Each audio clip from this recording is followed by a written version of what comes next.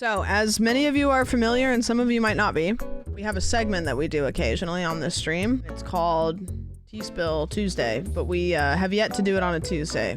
People, community members, write in stories they have that they want to tell because they're spicy, but they can't say it on main. Welcome to Tea Spill. Is that you? No, that's Sophie Turner. I thought that was Tom Holland. No, that is Tom Holland in the corner. That's Sophie Turner, and that's Tom Holland. I thought that was Spider-Man. Well, Tom Holland is Spider-Man. Spoilers. Nope, it's not a spoiler to say Tom Holland is Spider-Man. That's knowledge you have from the first frame of the movie, I'm pretty sure. All right, our first story is called Keep Your Enemies Closer. My friend in high school got asked to prom by a guy in the popular group. And since this whole group was planning to do prom together, the girls of the group started having get-togethers prior to prom to hang out. During these get-togethers, my friend learned some insane tea. One of the girls in the group, let's call her Lydia, was going with her boyfriend, Dylan. They had previously had a bit of an on and off again relationship. Another girl in the group, Cassie, is Lydia's best friend. At this point, when I was reading this, I was like, I think they're just describing the plot of Euphoria. Apparently, one day Cassie and Lydia were in the car together, and Lydia started worryingly confessing to Cassie about how she thinks Dylan has been cheating on her. Cassie was consoling her, being like, oh my god, no, he would never cheat on you. However, Cassie had Dylan literally the night before. Allegedly, Cassie thought Dylan and Lydia were on a break. We were on a break! As if that would still make it okay to your best friend's ex. The crazy thing is that my friend learned this tea within the first get-together with the girls. Literally everyone in the group knew about it except Lydia. No one had told Lydia Cassie's boyfriend. This is tea. Thank you for spilling it. Cassie, get it together. Hopefully Lydia found out and dumped Dylan and Cassie. Peace and love. All right, drunk ex text. Drunk ex text. Drunk ex text. This happened a couple years ago. I have a long distance ex from 7 years ago who lives in the Southeast USA. It was my day to help with opening animal care at my job, so I had an earlier shift. I was on a 10-minute break before the store opened at 8 and got a Facebook notification that I had a new message request from the night before. My ex had drunk texted asking if I could tell his current boyfriend that there was nothing between us. We broke up after he backed out of flying out to visit last minute 3 years prior. That was my biggest boost to my ego I have ever received. Like, imagine getting a message from your ex being like, can you please tell my current partner that we don't talk? Personally, like, if you're in a relationship and you have to go to that length to get like a doctor's note from your ex, basically, that you're not still having sex with them, that's a recession indicator. It's a recession of your relationship. All right, bachelorette party oops. I was at a bachelorette party for one of my high school friends. I was driving and it was me, her, two other girls we went to high school with, and another girl who she had met in college that we had just met that weekend. We were all chatting about things, mostly people we had gone to high school with and what they were up to. We were talking about my best friend who had moved away after high school, let's call her Shay, to try modeling. We weren't talking poorly about her, we were just talking about her in general. I didn't clarify that I was still friends with her because I assumed everyone in the car knew that. The girl, who hadn't gone to high school with all of us, turned to the bride and said, is Shay the girl who you don't like that moved away to model and act like she's too good for everyone or whatever? The bride got really red and was like, yeah, maybe, I can't remember. She clearly had been talking mad shit to her new friend from college about Shay and didn't clarify that some of her friends were still good friends with her. Anyways, the bride ended up marrying a cop and got kind of mad I'm not friends with her anymore. LOL. Tell your friends the tea before you introduce them to your other group of friends. All right, no wedding invite. I, 27, got invited to my friend, 27, bride's wedding. I like that you wrote bride like it was their gender. Like, you know how on Reddit, how they'll be like 27F, 27 bride. Me, her, and third friend, 26, we'll call her Jess, have been friends since freshman year high school. Bride is having a small backyard wedding. Assumption was always that we'd be in each other's wedding parties. We've been close and hanging out regularly since high school. Jess has a girlfriend, 1 year together, living together, who is fine, but does not fuck with us. There's nothing worse than like one of your friends who you really like having a partner who you just do not want them to bring around, or they do not want to come around, you know? Like, I'm sorry, if you are dating somebody and you don't like their friends, you have to pretend for the rest of your life that you like them. If they're bad people, you can tell your partner, I think they're bad people. You don't have to be besties with them, but if they are good friends to your partner, you have to pretend forever that you like them. I'm so sorry. Like, you must. Never been social, always comes with Jess to hangouts even when the plan was no significant others coming, and basically says nothing to us, just hovers around Jess. We also basically never see Jess anymore, and she never messages us despite us reaching out, going on 4 months. That sucks too. Jess is officially not invited to the wedding, and I am. And the bride loves posting to social media. Despite it being a small wedding, other high school friends are coming who were less close to us three. So I know come July, it will be passive aggressive and frosty, and I will be in the middle. So this person is invited to the wedding, and Jess, who is the close friend that definitely should be invited to the wedding, like isn't, I'm assuming because the significant other just has pulled them away. Alexa, play International Love by Pitbull. I just was hoping that maybe that would work for one of you guys. I was a part of a friendship group in high school 2 or 3 years ago. We've all graduated and at university / working now.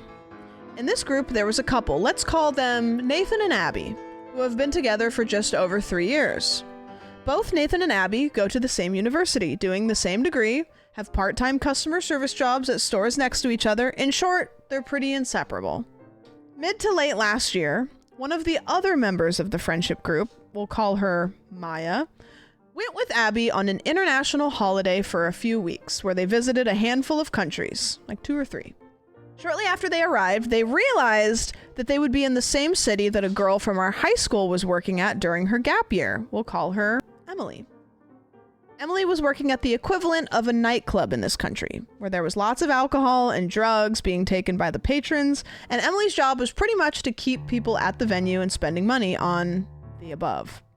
So Abby and Maya decided to visit Emily when she was working one night. Once they arrived, Maya was very uncomfortable and told Abby this, and Abby replied saying they'll only spend an hour or so there and to spend time with Emily, which Maya thought, okay, fair enough.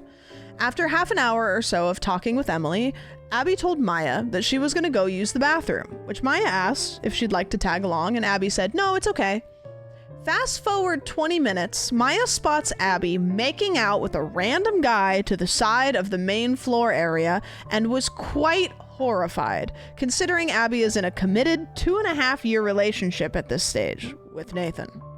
After another hour or two, they end up leaving and going back to their accommodation. Maya doesn't say anything to Abby about what she saw and is obviously very surprised with what she saw.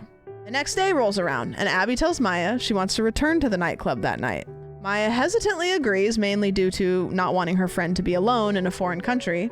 In short, Maya spots Abby doing the same thing as the night before. Maya also notices Abby has followed this person on social media. Once they return home after a few weeks, Abby is acting like nothing has happened toward Nathan. Fast forward a few months, and Nathan tells us that he's surprising Abby with a trip to a country they've both wanted to visit, with Nathan paying for flights and accommodations, which would be quite a bit of money.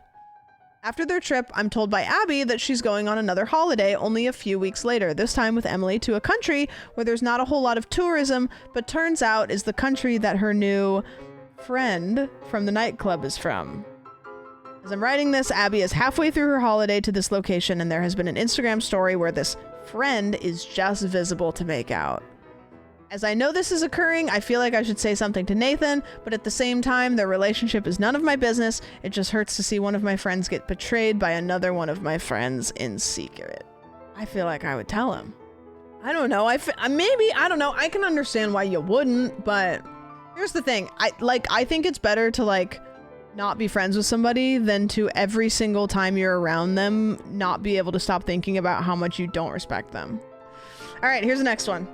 I spent the night at my best friend Hope's place on the night of her birthday after being out partying with friends, her boyfriend and her boyfriend's brother. Let's call him Bob. Hope lives with her boyfriend and Bob, and when we get to their place, we're taking shots, and the next thing I remember, waking up in bed with Bob. Bob and I continue to get real close the next morning. Everything is going well, and we're getting along real nice. We hang out with Hope and her boyfriend that afternoon, and then we take naps, and Bob joins me. Later that night, honestly, the person who's writing this, like, is probably stoked because they're like, oh, wait, like, my best friend's partner's brother, like, oh, this could be a cool setup. What if we all end up together forever and we're just like a little gang? They're probably like stoked. Later that night, my best friend and her boyfriend leave to get dinner. Bob and I are getting at it, and then sometime around 9 p.m., Bob's dog starts to bark from the living room, so he gets up to go deal with it. Then about 5 minutes later, I overhear a girl's voice on speakerphone in the other room. She's saying, where the fuck have you been? Why haven't you been answering my texts? Whose car's in the driveway? What have you been doing? And Bob's like, I've been sleeping all day. I don't know. And blah, blah, blah, blah. Laying in bed, my heart starts to race, and I'm like, what the fuck? Is that his girlfriend on the phone? He has a girlfriend? As this is happening, I get up and I go to my friend's room to charge my phone because it's dead. In the meantime, I overhear muffled bits of the convo, including him saying, I love you, I don't want to lose you, all that shit. Insane. I had to wait 30 minutes for my phone to charge because I live an hour away and had to Uber home. When my phone was done charging, he was sitting in the living room on his laptop. I said, this is my favorite part. I said, you could have told me about your girlfriend. And he said, I know. And then I said, I hope you have a shitty life, and left. Then I got home and discovered I had hickeys on my neck. So many painful ones. It was bad. Then my friend, of course, said she had no idea we were hooking up and would have told me he had a girlfriend. Here's the thing about this one. I think that your best friend is a little sussy. No offense, because there's no way they didn't know that you guys were hooking up. And I think that they could have said, hey, by the way, that fucker has a girlfriend. But they were like, whatever. Like, there's no way they didn't know. Like, people in the house knew. They were just letting you be adults and make adult decisions. He was making a adulterous decision. I don't want you. I just want your name.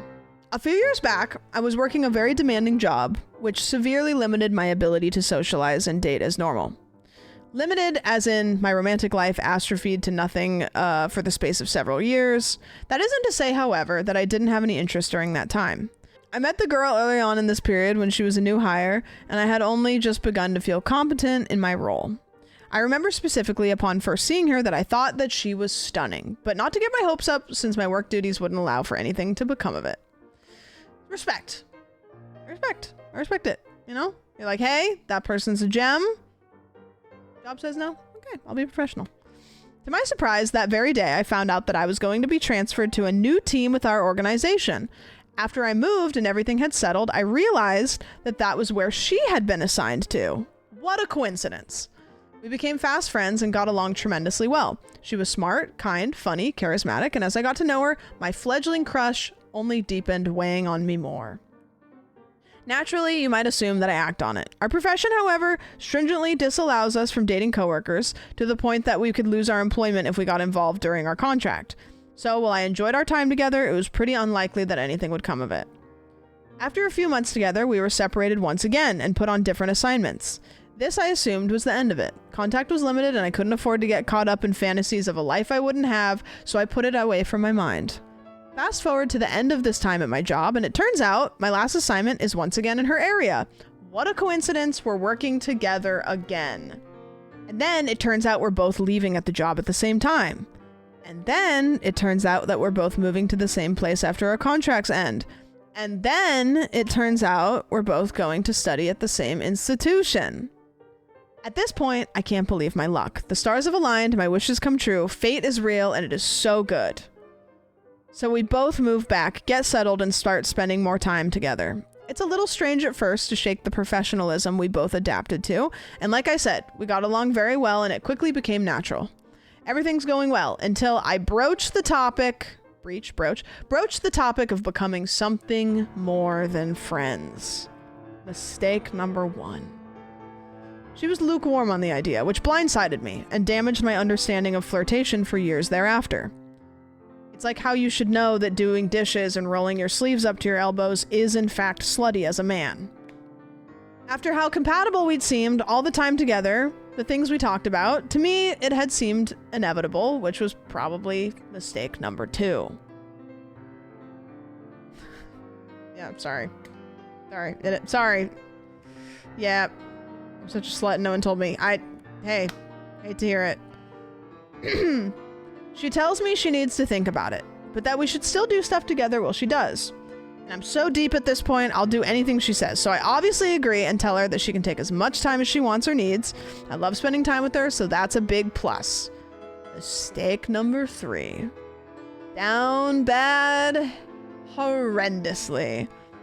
This drags on for months. When I tell you I had no self-respect, I mean 0. None. Nearly a year goes by of us calling, texting, spending time alone with friends, going to formal events together, late night talks and walks, and staying out until morning, meeting each other's families. I mean everything except romance. Day after day, my stress slowly increases. My mental health becomes worse. Periodically, I ask for updates, but not too often. I don't want to apply pressure. And the answer is always, maybe, I need more time. I ask her specifically, if there's no chance and you're genuinely not interested, just tell me and we can drop it forever. Her answer remains the same. I can't say that, and it could still happen. It's a good thing I never picked up gambling, because that could happen had a stranglehold on me for ages, even beyond the conclusion of this story. Anyway, at some point near the end of that year, my frontal lobe must have developed the last neurons I needed to realize just how insane the situation I had put myself into was. I called her, set up a time to meet, and told her I couldn't do it anymore. And in that time, we had done this song and dance, a child could have been born. Instead, the only thing birthed was a slick new diagnosis from my psychiatrist. Regardless of whatever she decided, I no longer had the capacity to care about the answer, and we parted ways that evening for good. Before the conclusion, an important piece of context I didn't mention earlier. In our previous profession, it was the norm to refer to one another by our last names. First names were very much considered unprofessional, and so for the years we knew one another, that's just what we referred to each other. Even after we moved back and it was no longer required of us, we continued it because it was just too strange to switch to that point. Not long after, a mutual friend informs me that she got engaged. At first, I'm incredulous because who gets engaged in such a short amount of time? We're talking less than a year, which at that point admittedly stung a little. But that's not the worst part. Not by a long shot. The worst part is, he shares my same last name. The same last name she called me by for years. Emphasis on the plural. What a coincidence. What luck. Fate is real and the strings of destiny are woven by a comedian. You didn't like me, you just wanted my last name. The bird that never was. One night, a group of us stuffed into a Jeep Wrangler with an open top and decided to drive up to the California mountains near where we live. We finally get up there and drive up this dirt road until we get to a clearing where we're surrounded by trees. A week prior, the Jeep owner saw bears in this area, so we're all nervous. We get to the clearing and shut off the Jeep lights and sit there in total darkness, quiet, and hear rustling around and movement. I don't know what compelled me, but I took my hand and I did the boom hand movement where you put your fingers together and boom it away like a firework. Well, I did that to her back, and she screamed and freaked out. So my dumbass said, "Oh my God, did you see that bird that just flew at you? Or maybe it was a giant moth. It was massive. Ah, it went away. It's gone." And pointed off in the distance. She believed it wholeheartedly. She asked me so many times if it was me, and I couldn't come clean. I doubled down on the moth-bird hybrid and then outright denied it happened. For years, she retold the story to new friends, and I just sat there laughing inside, dying of guilt. I've even had to get up and walk away containing myself. I knew I should have come clean, but I just let her retell that story over and over again. 8 years later, she's still telling the story about the time she got attacked by a mysterious flying creature. Honestly, that's a good lie. That's funny. This one is really funny. When I was 8 years old, my dad decided to watch an awful horror movie on TV that would change my ability to use the bathroom for 4 years of my life. The movie Dreamcatcher has a star-studded cast. Jason Lee, Alvin and the Chipmunks, Morgan Freeman, known from the Lego Movie, Thomas Jane from Deep Blue Sea, Timothy Oliphant, Scream 2, Damian Lewis from an episode of Phineas and Ferb, and brother of Mark Wahlberg, Donnie Wahlberg, who plays a powerful and supernatural man with autism who loves Scooby-Doo. Not joking. The film was based on a book by Stephen King, as he describes as Jaws for the bathroom. In my opinion, Stephen King was not wrong. With a description like that, the film adaptation currently has a 28% on Rotten Tomatoes and a favorable 5.5 out of 10 on IMDb. Really good film. Spoilers. The movie is about a parasitic alien that crashes to Earth near a cabin in the middle of nowhere. The alien's specialty is spawning from a toilet and killing people. In one of the first scenes, a character decides to use the bathroom and gets his ass eaten by the alien. In another scene, Jason Lee, from Mallrats, sacrifices himself by sitting on the toilet lid to hold down the alien from eating both him and his friends' asses. This alien freaky as hell. These two scenes made me terrified to sit on the toilet, and I would proceed to hover over the toilet while staring down every time I went to the bathroom until I was like 12. I never spoke a word of this to any of my family or friends and hid this deep dark shame until about 7 years ago. Every time I went to the bathroom, I feared something would come out of the toilet, launch itself into my ass, and I would die bleeding out of my ass. I overcame my fear in 6th grade from a new traumatic bathroom event. I went to the bathroom during recess, hovered over the toilet as usual, and this time I decided to not look into the toilet as I went. As I finished my business, I turned around and find out that I did not check the toilet seat and saw a big poop on top of the toilet. Worst part, a 7th grader knocked on the door right after I found my terrible discovery behind me. I panicked and said, "Don't come in here," to not draw attention to myself. I crawled out from underneath the stall instead of opening the door. I attempted to gaslight the 7th grader and said, "Someone made a mess in there," and I ran out of the bathroom. The nail in the coffin for me was the next day at school when I walked by the janitors on my way to class. I overheard the conversation and heard one of the janitors say, "Did you hear about the kid who shit all over the toilet seat?" It took hours of cleaning and we had to replace the whole toilet seat. I knew they were talking about me and I felt so bad that some poor guy had to clean my mess. That day, I decided I would sit down on the toilet seat and look down, and eventually I stopped looking down in the toilet altogether.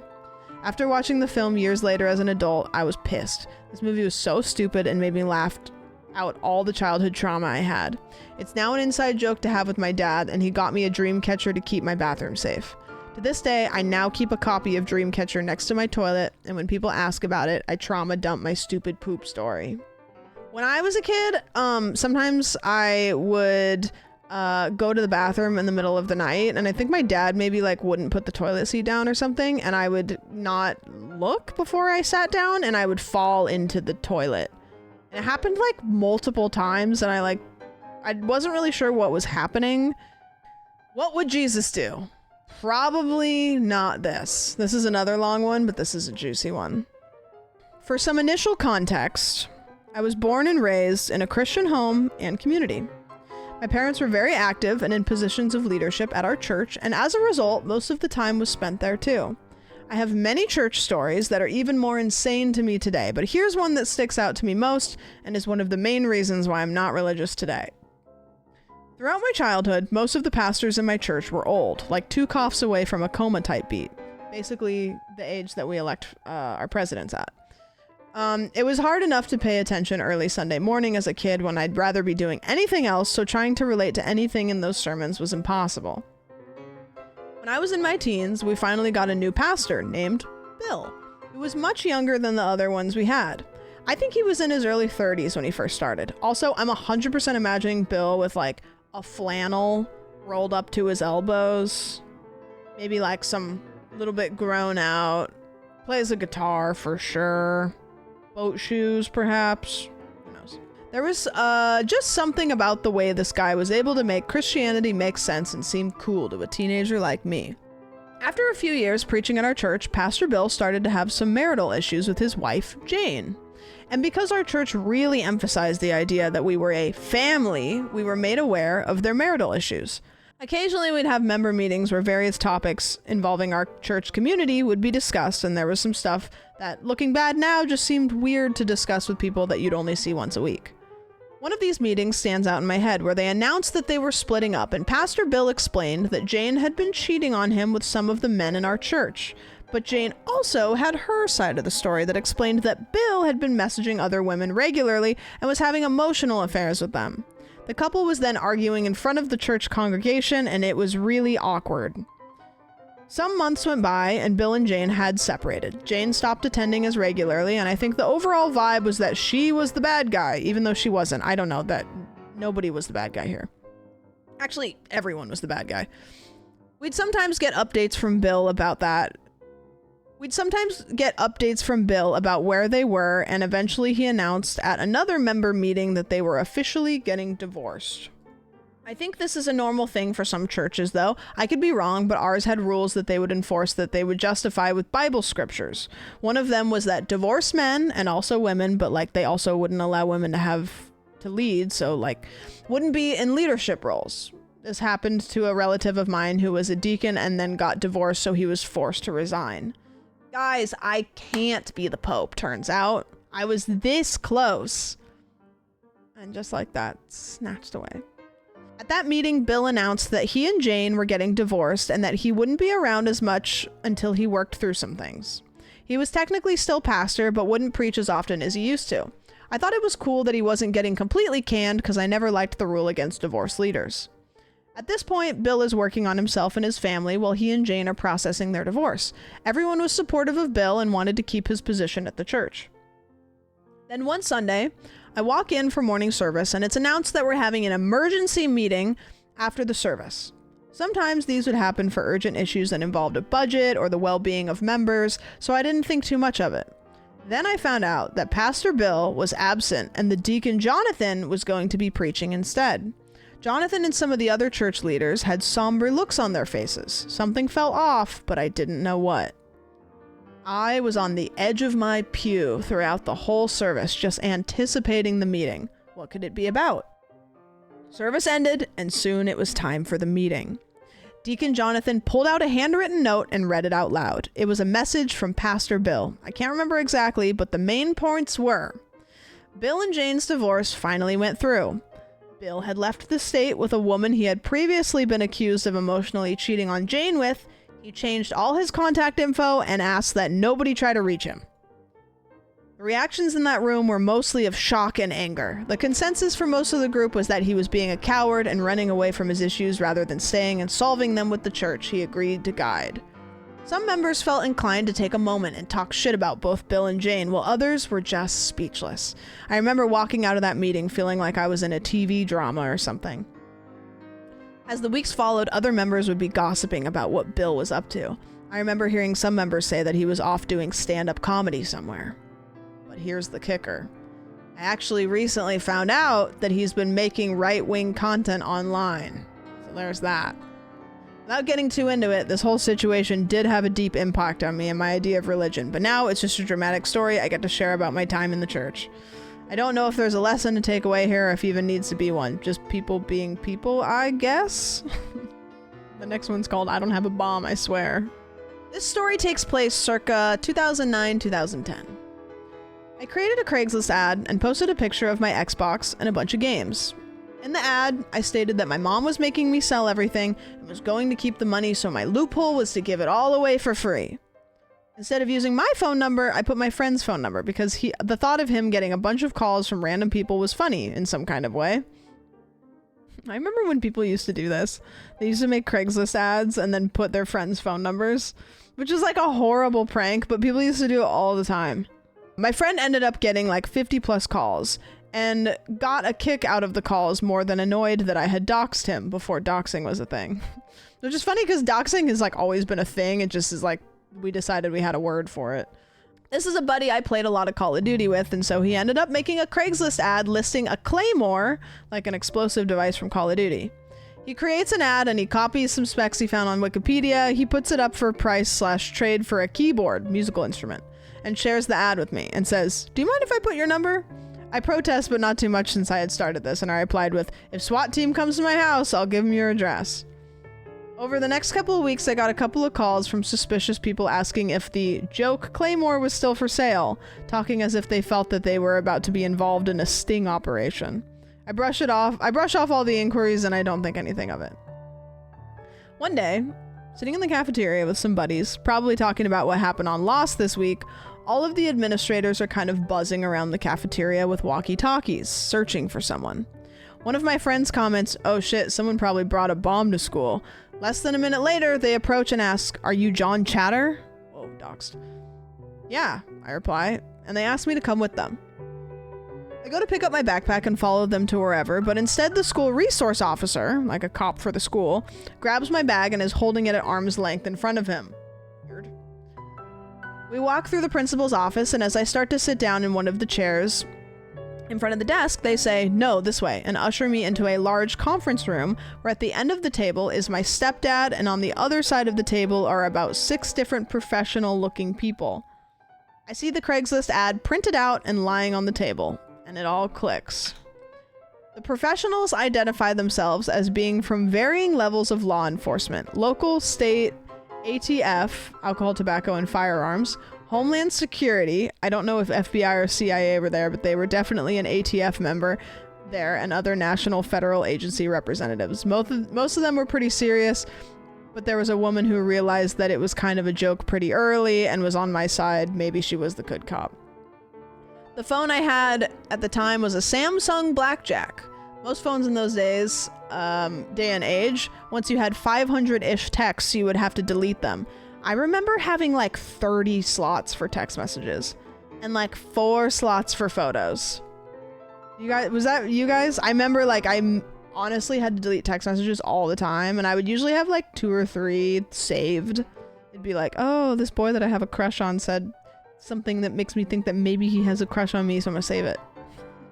I don't know. And it was probably him just saying, "Hey, what are you doing?" And it was 11 o'clock at night. The phone I had at the time was a Samsung Blackjack. Most phones in the day and age, once you had 500-ish texts, you would have to delete them all, but the storage on this phone was much better, and I had every text, call that people had made to me regarding the ad, as well as the text my friend sent when he was creating it, to which I replied, "If the SWAT team comes to my house, I'm giving them your address." To cut the story short, nothing happened and they didn't press charges or anything, but the whole time they were like, "Why didn't you call the police and report your friend for having made this ad?" Okay. Additionally, there's some suspicious information they had gathered that would have led them to believe the threat was credible. I had been playing 2v2 style games with my buddy, and before Discord, instead of using TeamSpeak or Vent, we would just talk over the cell phone. His phone registered in his dad's name, who was a private investigator and has a mailing address located near a military base a couple of states away, which made it look like I was a teenager talking to a 40-plus-year-old man with potential to access to such devices. They had talked to my mom and found out I was an AP Physics, senior drafting architecture, liked taking devices apart. If they pulled my internet search history, they would have seen that I had been looking up various gun schematics from Call of Duty and this history of guns. I specifically remember looking up the M2 Browning and MP5. I found out later they had rolled up to my house before arriving to the school and had thoroughly searched my room and questioned my parents. I don't remember getting in any sort of trouble related to this, but my mom did have my phone number changed. It's like I can 100% believe this because all of that makes sense for a kid that just is really harmlessly into Call of Duty. I can see all of this. Like, none of this in a kid's mind is sketchy at all. It is the most believable, even though it's like crazy. Office affairs. I bet that some of you have run into this. I mean, clearly one of you, but I know a lot of you guys work in like software, like IT or something. This has gotta happen all the time. I work in IT. A dude's computer from HR department broke. I was tasked with setting it up. I go to open Microsoft Teams to make sure that's working as expected, and it opens up a conversation with a lady from a different department. The conversation was spicy. I know for a fact that both of these people are married, one with kids. Shamefully, I kept scrolling. I would. Listen, does that make me a bad person? Maybe. Shamefully, I kept scrolling, and there were chats implying keeping their dinners with each other a secret from their husband, confirming this wasn't just swingers, but a full-on affair involving someone in HR. I don't know why people do this on Teams, but it isn't the first time I've found illicit messages while working on somebody's computer. On Teams is crazy. I don't know what Teams is. I don't know why I just said that. I literally have no idea what Teams is. What's Teams? I feel like a lot of times people just like assume that the IT guy has like a doctor-patient confidentiality type deal, when it's probably not like that. Like, they can go home and tell their family what they saw at work. Crash out of the year. Not really tea, but an embarrassing experience I had. A couple weeks ago, I posted a tweet asking for tickets to a concert that was sold out. Someone DM'd me and told me they had 2 tickets available, though they bought them at a resale price point, which I couldn't afford. I asked if they would be willing to sell them for about $150 lower than the original price, and they hesitated, but after some time thinking about it, they accepted. They were Canadian and wanted to use a fairly secure form of money transfer. I didn't bank with a Canadian bank, so I was unable to send the money, but they suggested that I could send the money to their American friend via Zelle. At this point, I was very confident that they weren't a scammer, as they were kind and updated me frequently after I sent the money. They said they would send the tickets after they received the money from their friend, and I started panicking, assuming the worst. The next day, they messaged me and told me that the money was refunded due to security issues, and they sent a screenshot that also said that the money wouldn't show up in my account for a couple of days. I crashed out. I sent them a long message that basically was ranting on how I wish that I didn't trust them, and that I thought that they didn't even have tickets, and I thought that they were scamming me. I didn't expect them to respond since I fully believed that I had just been scammed. They responded a little bit later, reasonably upset, and then sent the tickets to my way and never messaged me back after I apologized. I still feel guilty that I had just yelled at an innocent person who was trying to get rid of their tickets. They felt so bad about the whole thing, they sent you free tickets. I'm not really gonna like fault you for that. It's funny because you actually became the scammer in a way. Didn't mean to scam you there, bud. I was just trying to sell you some tickets to the ice hockey game. And now you're just kind of yelling at me, making me a little frazzled.